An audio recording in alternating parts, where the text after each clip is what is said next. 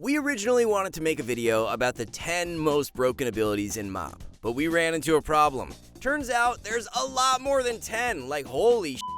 Anyway, today we will teach you how to counter the most broken abilities for every class.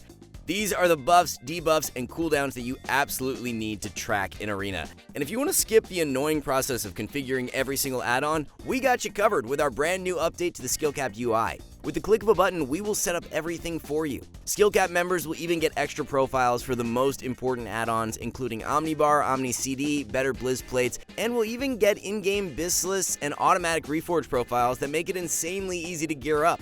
You can pair the #1 UI for PvP with the best and most effective guides for MoP Classic. You will learn everything you need to know for mastering your spec in the latest expansion with exclusive damage, healing, and playstyle guides available only at skillcap.com.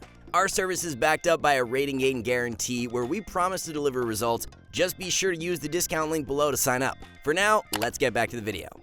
If you're playing against a Death Knight, you definitely need to look out for Soul Reaper. This is basically their execute that will detonate after 5 seconds, and if you're below 35% HP, it's almost a guaranteed lights out. Luckily, it can be dispelled, and if you're a healer, this is definitely what you'll want to do right before it explodes. Otherwise, you will need to find some way to bounce above 35% HP. And as far as major cooldowns are concerned, you should definitely respect Gargoyle. Ever since Wrath of the Lich King, this has been their main offensive, and luckily the counterplay hasn't really changed. Look to kill it, kick its cast, or use line of sight. And if you play Paladin or Priest, you can always turn Evil or Shackle, which will be worth it since doing so will prevent a lot of damage. And in case you didn't know, DKs have an extra PvP trinket called Desecrated Ground, which not only removes CC, but also provides immunity. Now, what's important to know is that both silences and disarms will still work in Desecrated Ground, and both are effective against DKs in different ways. In any case, since the CC immunity only works in the AoE effect, try and drag the DK out of it if possible. Moving on to Druid, Cyclone is obviously not new, but it's arguably the most broken in Mists of Pandaria. Not only does it continue to not DR with Fear and Blind, but NS has a 1-minute cooldown for Balance and Resto, which can be used to make Cyclone instant, not to mention the fact that Resto Druids basically have NS clone every 15 seconds thanks to Soul of the Forest. While it's hard to counter NS Cyclone, always pay attention to the positioning of any Druid, as Clone does have a relatively short range, and keep in mind Soul of the Forest can be removed with any offensive dispel. Druids also get Symbiosis in MoP, allowing them to exchange spells with other classes. On screen, you can see every ability a Druid can borrow and donate, and while it seems like a lot, there are only a few that matter. And here you can see on screen the ones which you should definitely know about. MoP is also the expansion that gives Druids their Heart of the Wild. Now, the way each spec uses this ability varies a bit. For Resto, it's both a healing and damage cooldown, allowing them to do absurd damage with Wrath or cat form damage, especially Ferocious Bite. For Balance and Feral, this is more of a defensive cooldown than anything else, allowing them to do massive healing, especially with Cenarian Ward, which can be pressed twice while it's up. Boomies will also use Heart of the Wild to deal cat form damage, which is more common in 2v2 than anything else, and while Feral could technically use it to spam Wrath, this is a lot less common.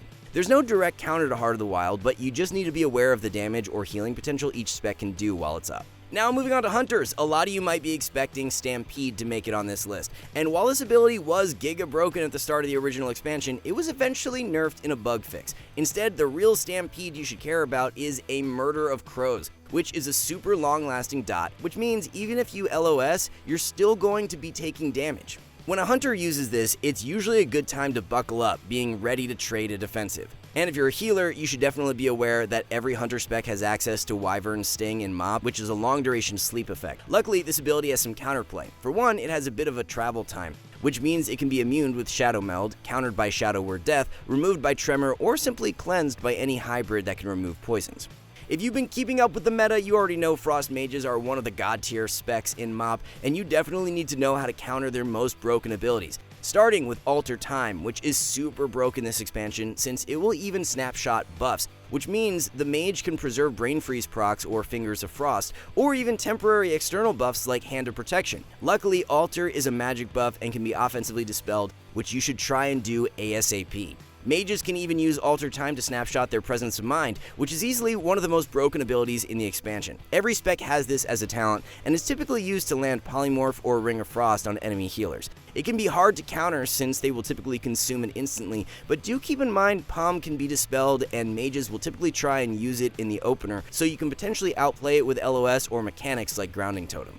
Oh, and it might seem crazy at first, but Water Elemental is low-key one of the best pets in the game. Not only does it feed Frost Mages their Fingers of Frost procs, but it also does a decent amount of scoreboard damage. It's definitely worth killing if you have the chance. Now, as far as monks are concerned, there's one ability that many players forget about or straight up don't know it even exists. It's called Zen Meditation, which allows any monk spec to basically turn into a grounding totem for a few seconds while they channel out this spell. Luckily, the cast can be interrupted and a single melee attack will stop the cast. Oh, and keep in mind that all monks have Touch of Death, which is arguably the most broken execute in the game. You definitely do not want to be under 10% against any monk, as this spell is actually more responsive in MoP compared to retail. Oh yeah, and for all you warriors out there, be careful intervening any target in Touch of Death range, unless you too want to get one shot. Monks even have a secondary PvP trinket for themselves called Nimble Brew, but keep in mind it only works on stun, fear, and horror effects like Mortal Coil. And what many people forget is that once used, it will actually reduce the duration of these effects by 60% for a few seconds, so hold off on any follow-up CC so you don't waste DRs. And even though it's technically not an ability, we need to talk about Dematerialize. This is a passive for Mistweaver only, giving them 2.5 seconds of spell and ability immunity after taking a stun with 0 internal cooldown. This is specifically why Mistweavers are generally not the kill target for most comps. When it comes to Paladins, one of their most broken abilities might be one you didn't expect, Hand of Sacrifice. Now, just like other versions of this spell, it will not only reduce damage done to the target, but it will redirect damage to the Paladin, practically making them immune to breakable CC while it's up. Now, the reason this is so broken is because all Paladins will have 2 charges of every hand spell thanks to the Clemency talent.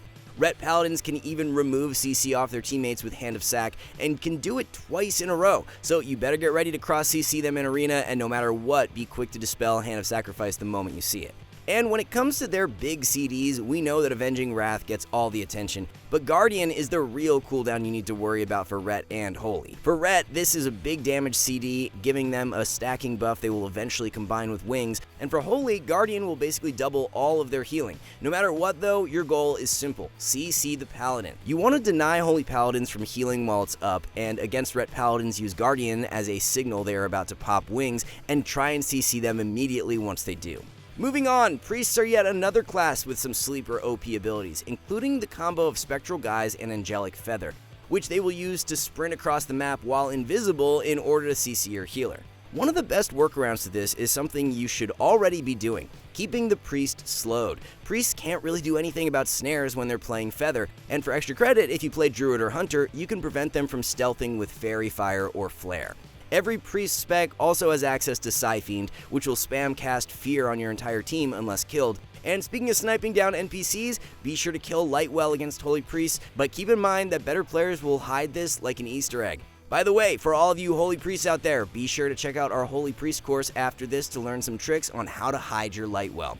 We had a tough time narrowing down the most broken rogue abilities. Pound for pound, it is probably Preparation if we're being honest, but this isn't anything new. What is new is Subterfuge, which is way better in MoP since the rogue will be completely invisible for a few seconds while having their miniature shadow dance. Now, what most people don't know is that openers are insanely broken as sub, since the rogue will not only have more damage thanks to Master of Subtlety and Prey on the Weak, but they will even nerf your damage and healing with Nerve Strike. This means the name of the game is stopping their re-stealths, and all this can be a bit tricky thanks to Burst of Speed, which is their spammable sprint. Now, if you ever see a rogue spamming Burst of Speed to run away, there's a high chance they're looking to re-stealth. You need to do everything you can to prevent that from happening by keeping them in combat with a pet, AoE, or using Fairy Fire or Flare. Enhancement Shamans also have the most broken version of Ascendance in MoP, increasing the range of their attacks and making them hit like a truck. Your goal whenever you see Ascendance popped is to spam CC them and deny as much uptime as possible, and disarms are great for this. Now, what's unique about Shamans in MoP is that they have a lot of broken totems. Every Shaman has access to Healing Tide, Healing Stream, Tremor, Wind Walk, Storm Lash, you name it. But what is truly broken is the fact that almost all of their totems can be reset with Call of the Elements. So not only do you need to be vigilant sniping down every major totem you see, but you should also remember that most totems can be reset all at once thanks to this ability. You should also know that every Shaman spec can instant Hex in MoP thanks to Ancestral Swiftness being a baseline talent, but Enhancement especially has an edge thanks to Maelstrom, which is a buff that stacks up to 5 to make any spell instant. If you're a healer, you will definitely want to monitor Maelstrom stacks. When it comes to Warlocks, there are a lot of new and broken abilities in MoP, starting with Demonic Gateway, which has a longer range and a shorter CD compared to retail, but with one huge drawback: it's cast time. If you are ever in a position to interrupt their Gateway cast at the start of the game, this is something you 100% should do, since it gives their team so much mobility. Warlocks also get a secondary PvP trinket in MoP called Unbound Will, but keep in mind it will only remove magic CCs, and when they're not playing this talent, they will have Blood Horror instead. If you are a melee, this is a buff you need to look out for, since it will immediately coil you when you hit the Warlock. Oh yeah, and you healers out there should definitely be quick to dispel this. And even though it's technically not new, keep in mind that every Warlock spec has access to Shadow Fury and Howl of Terror. These are two abilities you should definitely track with Omnibar, making sure not to stack on your team when they're up. Finally, we have Arms Warrior, which is one of the god specs in MoP, so surely they must have some broken abilities, right?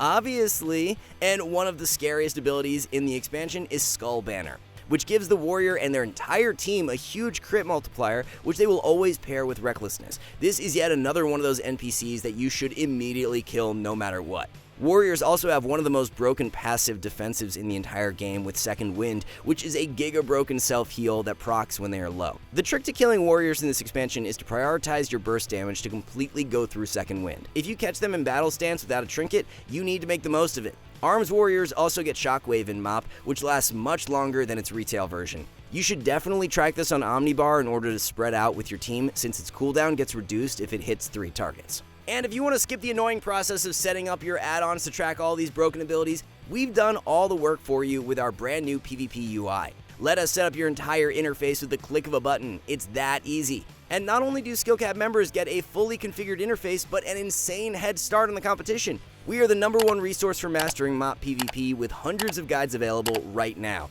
There's no better time than now to sign up with a single monthly fee that gets you access to guides from Classic, The War Within, and eventually Midnight. 3 games, 1 subscription, and over 400 rating guaranteed. Visit skillcap.com to learn more.